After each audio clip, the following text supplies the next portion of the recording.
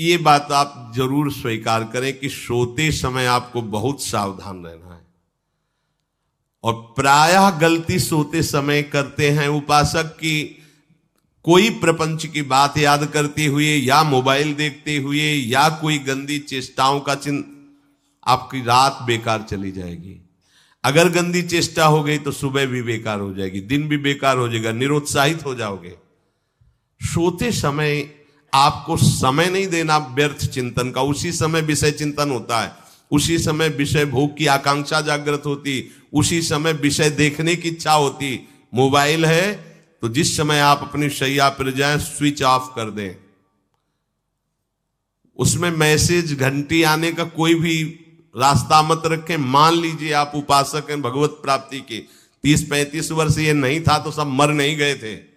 और बोले इमरजेंसी, जब इसकी 30-35 वर्ष से पहले इसकी कोई रचना नहीं थी, मुझे लगता है, क्योंकि 30-35 वर्ष में ही इसका विस्तार देखा है।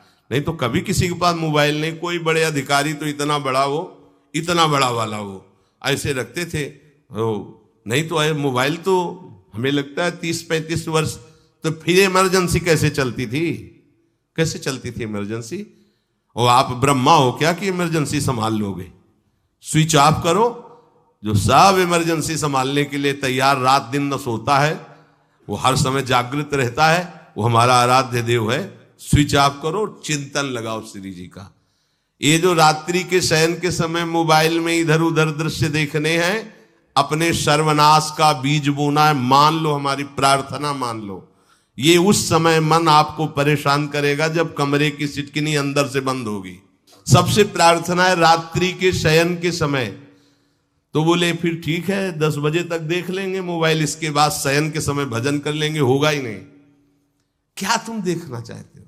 प्रिया प्रीतम के सिवा और कुछ क्या देखना चाहते हो? वो तो सुभग सुंदरी सहज सिंगार, सहज शोभा सर्वांग प्रति सहज रूप वृषभानुनंदिनी। हमारी स्वामिनी जी की सुंदरता छुपाने के लिए आभूषण पहनाए जाते हैं, औरों को तो आभूषण सुंदरता बढ़ाने के लिए। यहां छवि के छिपाए बे को ऐसे के दास होके क्या देखोगे मोबाइल में? क्या देखना चाहते हो? वासना की क्रीड़ा, और तुम उस क्रीड़ा को देखना चाहते हो। परमार्थ के पथिक हो। देखना है तो प्रभु को देखने की वृत्ति रखो, अन्यथा मूंद लो आंखें। प्यारे, महान फल प्राप्त करोगे। सबसे प्रार्थना है एकांत में मोबाइल रूपी दुश्मन से बचो। क्योंकि जब आप गंदी बात कहीं देखोगे तो आपके अंदर वैसे ही चिंतन बनेगा, वो ऐसे ही लगेगा मैं भी ऐसा करूं, मैं भी ऐसा भोगूं, मैं भी ऐसा देखूं। मान लीजिए आप, जब हमारे शास्त्र कहते हैं कि पशु पक्षियों के मैथुन को भी नहीं देखना है, अगर ऐसा एक बार दृष्टि पड़े तो मानसिक प्रणाम करके दोबारा दृष्टि ना देना। वो आप मोबाइल में ऐसी चेष्टाएं देखोगे, कैसे आप भगवत भजन करोगे? कैसे भगवत प्राप्ति का उद्देश्य रख पाओगे? ये कलयुग की बहुत महीन चाल है कि उसके बिना काम नहीं चलेगा और हम तुम्हें काम से युक्त कर देंगे। इसके बिना काम चलेगा नहीं, तुमको रखना पड़ेगा। और जब तुम इसे रखोगे तो हम काम अपना कर लेंगे। कलयुग ने कहा हम अपनी व्यवस्था बना लेंगे।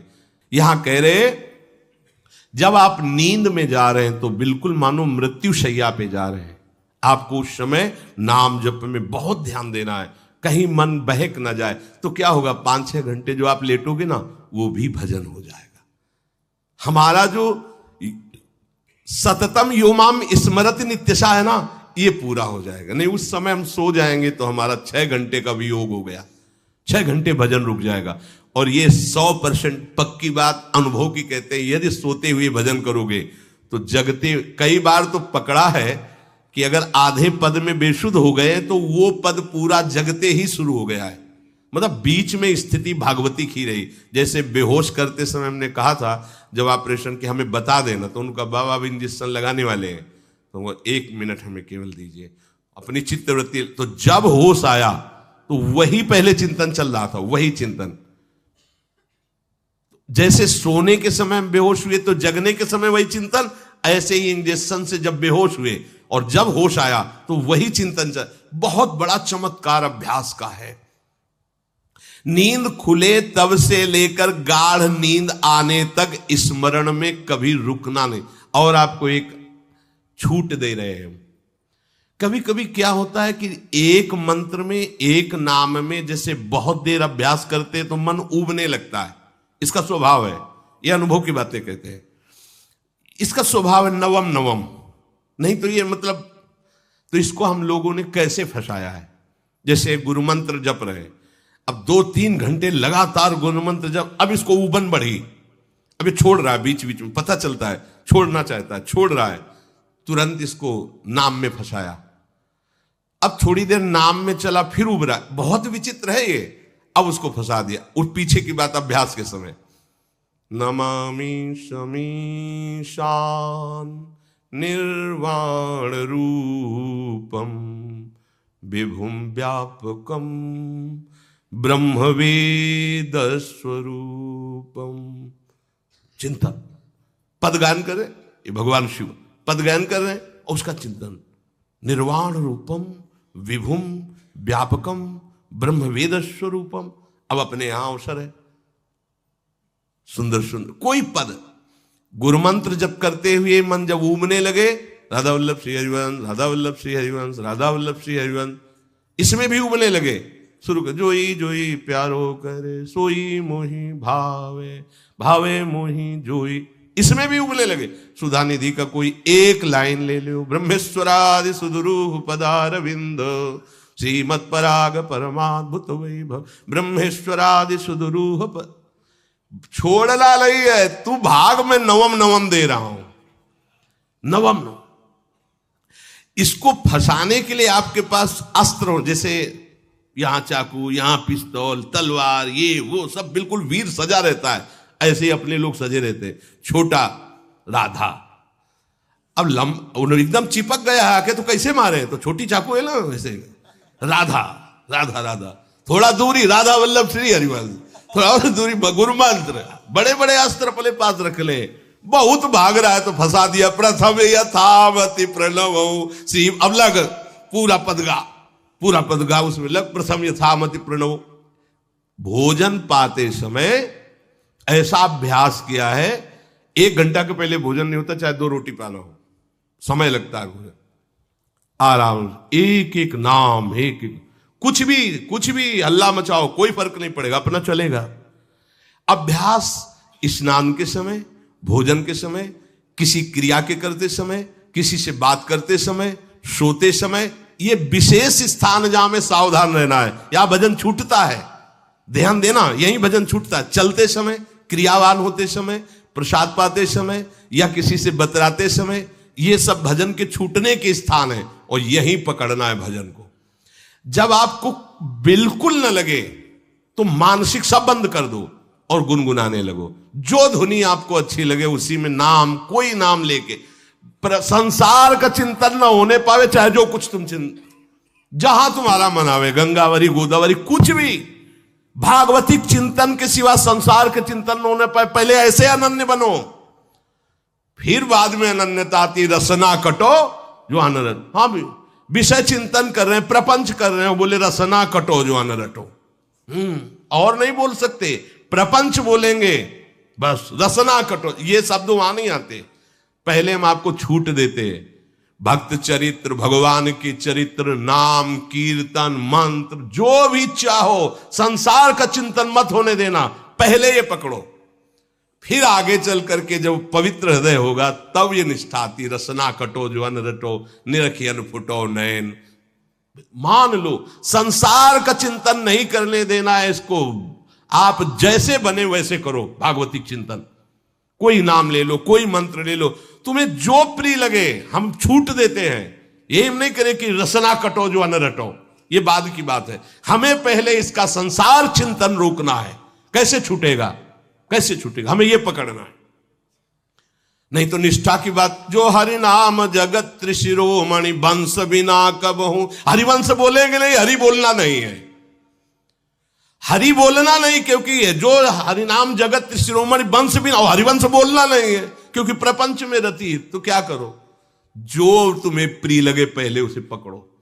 ये हम अंदर की बात कह रहे, प्रवचन की बात नहीं कह रहे। मन को फंसाना है हमें।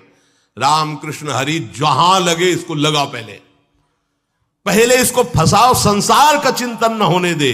गीता भागवत भक्त चरित्र कुछ भी कहीं भी इसे फंसाओ, पहले संसार का चिंतन न होने दो, फिर लाओ इसको घुमा के निकुंज वाटिका में, फिर तो भागेगा ही नहीं, फिर नहीं भागेगा। अब सीधे निकुंज वाटिका में किसी महाभाग्यशाली गुरु आश्रित का लगेगा, अन्यथा बहुत प्रपंची मन है। आप आश्रय इधर का लोगे, प्रपंच का चिंतन करोगे, बात बनेगी नहीं। चिंतन छोड़ना है हमें, जैसे बने तैसे संसार का चिंतन छूट जाए तो हम विजय को प्राप्त होंगे। ध्यान दीजिए, इस परमात्म तत्व को वही प्राप्त कर पाता है जिसका राग बीत गया है, खत्म हो गया है, वैराग्यवान। ज्यादा परिश्रम नहीं है वैराग्य में, विवेक नहीं होने के कारण हम वैराग्य नहीं धारण कर पाते।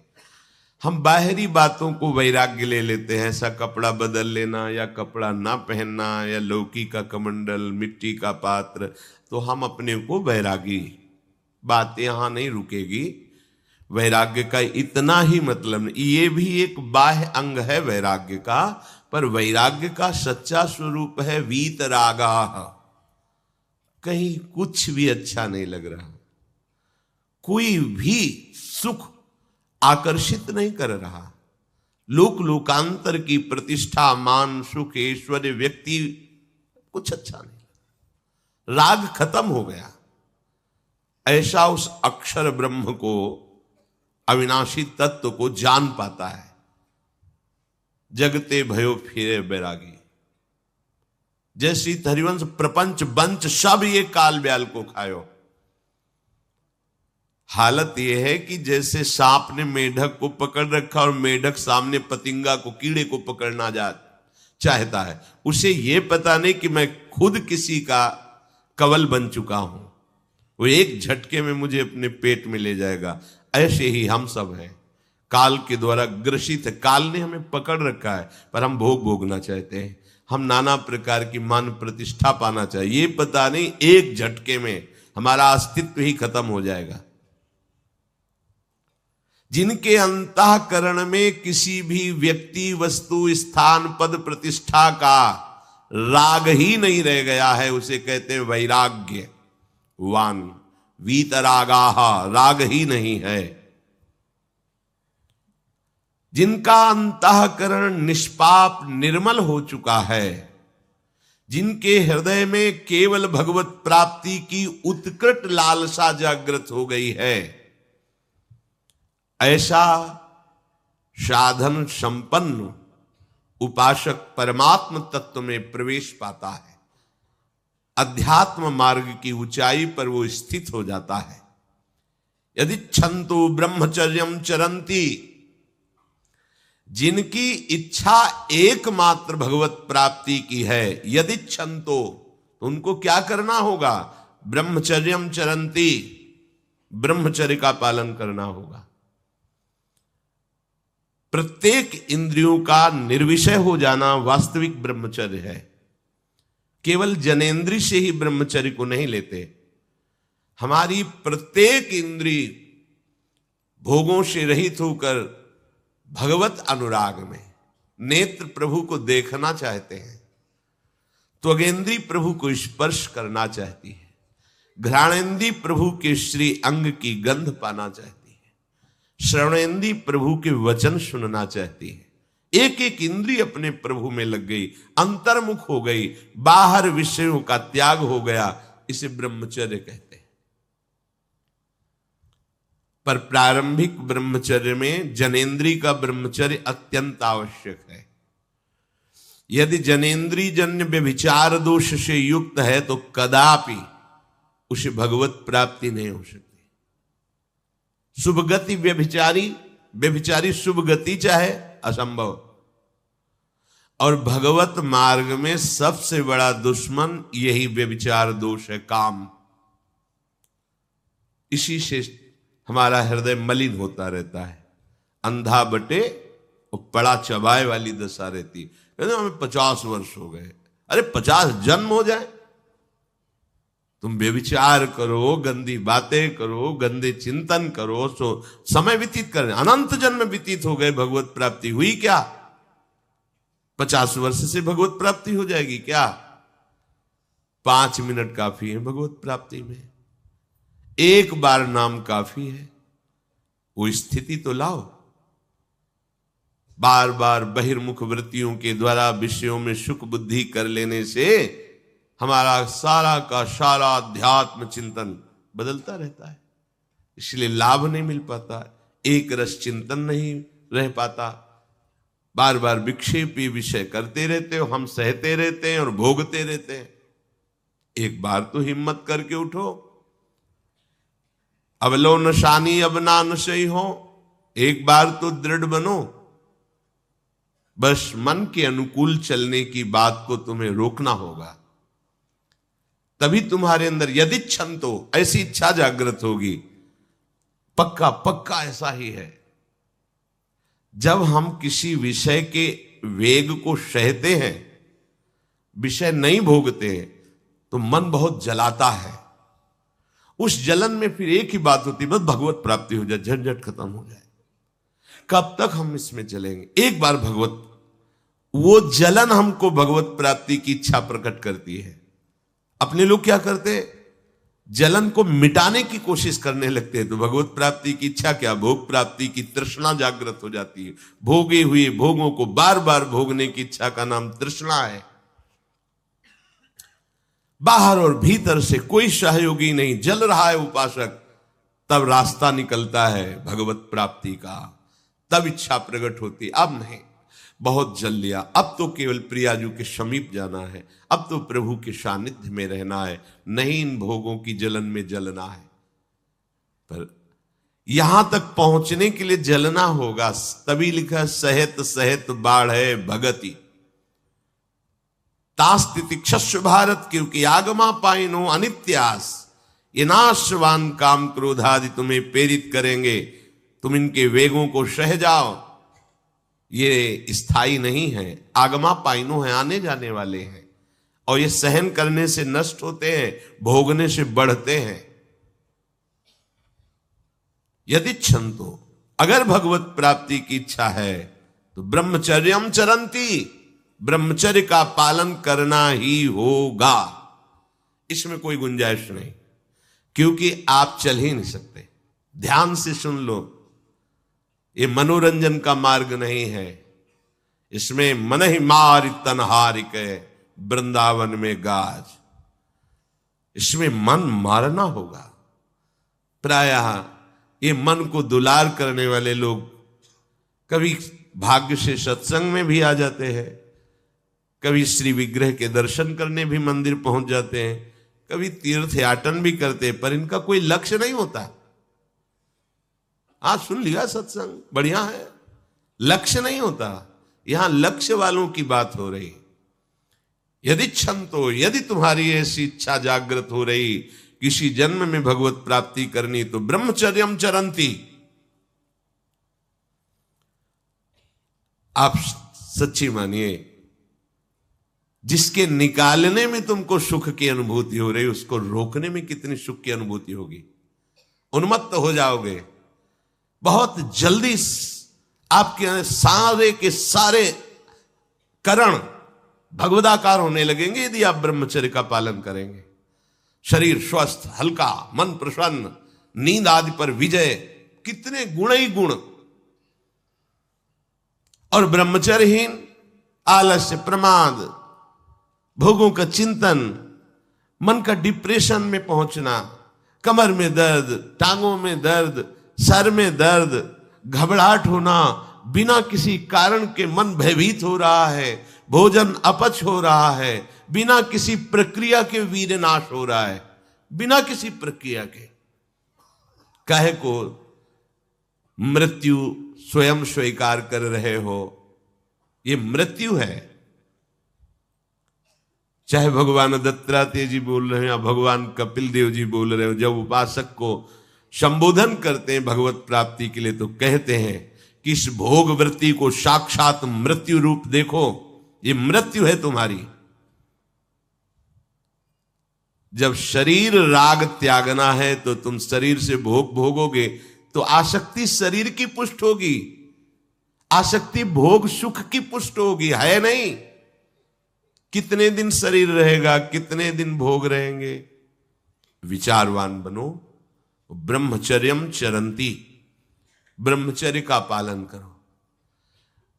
उपासक जो ब्रह्मचारी होता है उसका खिला हुआ चेहरा रहता है, जैसे कमल खिला हुआ, बिना किसी कारण के उसकी मुख मुद्रा में प्रसन्नता होती है। जो ब्रह्मचर्यहीन होता है बुझा हुआ चेहरा होता है, तेजहीन, बिना किसी कारण के वो शोकग्रस्त लगता है। बैठा है, आपको लग रहा है शांत है, लेकिन आप चेहरे को देखो, वो एक शोकग्रस्त है, कुम्हलाया हुआ चेहरा, अशांत चेहरा। मुख प्रसन्न, तन तेज विराजा, यह है ब्रह्मचर्यम चरंती, भगवत आराधन संपन्न उपासक का। जैसे आग में पैर रखते हुए कोई चले तो कैसे चलेगा, ऐसे ही ब्रह्मचारी की पहचान है। इतनी स्फूर्ति उसके अंदर होती, जैसे आग में चलने वाला पूरा पैर नहीं रख पाएगा, अगला कदम रख देगा क्योंकि ताप लग रहा है, ऐसे उसकी स्फूर्ति होती पैरों में। उसकी आंखें एकाग्र रहती है, चंचलता इधर उधर या बार बार झपकना, यह विषयी पुरुष का लक्षण है। बार बार पलक झपकना, यह विषयी पुरुष का लक्षण है। इधर उधर ताक झांक, चंचलता, ऐसा बैठे तिनका तोड़ रहा है, पैर हिला, यह सब विषयी पुरुष के लक्षण है। यह तो बिल्कुल साधारण स्पष्ट दिखाई देता है आदमी विषयी है या ब्रह्मचारी, एक सेकंड में लक्षण होते हैं। आपको जब भगवत मार्ग का अवसर मिला है तो गृहस्थ हो, संतान हो गई, ब्रह्मचर्य से रहो। नहीं चाहिए संतान तो भ्रूण हत्या, गर्भ हत्या जैसे महापाप करने की क्या जरूरत है। उसी वीर से संतान उत्पन्न होती है जिसको आप नष्ट कर रहे हो, जिसको आप ऐसे पानी में बहा रहे हो, व्यर्थ फेंक रहे हो, तो उसको भ्रूण हत्या का पाप लग रहा है, तो तुमको पुण्य लग रहा है, वीरपात कर रहे हो तुम्हें भी वही हत्या लग रही है, क्योंकि उसमें वही जीवात्मा है जो मां के गर्भ में जाके बालक रूप धारण कर लेती है, उसको तुम नष्ट कर रहे हो। पर बुद्धि भ्रष्ट हो गई है, समझ में नहीं आता, व्यर्थ में वीरपात करते हो, व्यर्थ में। तुम्हारा भजन बनेगा, तुम अध्यात्म के योगी बनोगे, मजाक है अध्यात्म का मार्ग। होश में हो जाओ, ये मन के दुलार को बंद करो। जब तक इच्छा ही नहीं भगवत प्राप्ति की, तो फिर तुम कैसे भगवत प्राप्ति कर पाओगे। भगवत प्राप्ति की इच्छा कैसे होगी जब तुम्हारी इस तरह से निंदनीय वृत्तियां हैं। इंद्रियों को दुलार कर रहे हो, मन को दुलार कर रहे हो, भगवत प्राप्ति चाहते हो, आचरण नीच और चाहते हो उच्च पदवी। सावधान हो जाओ।